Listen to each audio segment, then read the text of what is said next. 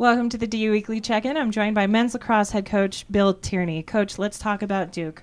It was a great game, the first two quarters, and then they kind of got away from us there in the third quarter. So what can you talk about their performance and ours? Well, first of all, credit to Duke. They've got a bunch of great athletes. It's a great coaching staff. They do things the right way. And, it was, like you mentioned, a great lacrosse game. Our Achilles heel is something that we're going to have to correct, which was our face-off game. Duke has the best in the country, so that also didn't help us. But, we've got to learn how to battle. We've got to learn how to pick up ground balls. Even some of the face-offs that we won, we never got the ball down to our end. I thought in the third quarter when they did get a few goals on us, we got impatient. We need to understand that, we just need one goal at a time, and we'll get back in this. But overall, I was proud of our guys. They hung in there. They battled back in the fourth quarter. They kept their spirit alive. They were running hard, playing hard, and this is a great lesson for us. Now, what could you tell us? Did the weather have any kind of a factor with, the winds were like Denver winds here coming off the mountains all the way over there in North Carolina. Do you think that had any effect on the game? Not really. Both teams had to play in the wind, and I don't think they were as used to the surface and the conditions as we were, to be honest. So, there was, because of the wind, there was no real humidity that we had to worry about, like sometimes we do in the East.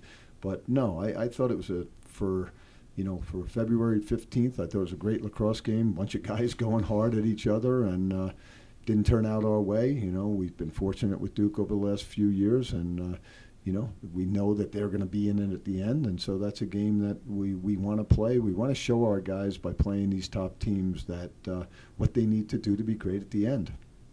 All right, so now let's jump into the Frontier Face-Off Classic that takes place this weekend, Saturday and Sunday.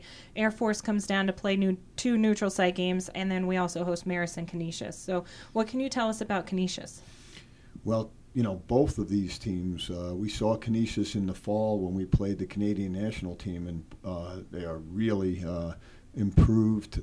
Coach Mearns and Coach Brown are really good friends. Coach Mearns, the head coach of the Canadian national team, so you see a lot of Canadian guys, guys who just play with a lot of intensity and play hard, and they got off to a good start the other day, opened their season with a victory over BU, so we know they'll come in, and we also know they're going to have a battle on their hands with Air Force on Saturday. So most importantly, we're worried about Marist right now, and they had a huge win over Stony Brook the other day, and Coach Abruzzini, our assistant coach, who's made a huge leap to come out here and be our volunteer coach, was their first assistant at Marist last year. So I know he's jacked up for this one, and it's going to be a lot of emotion on the field for the Marist guys, and coming out to Denver.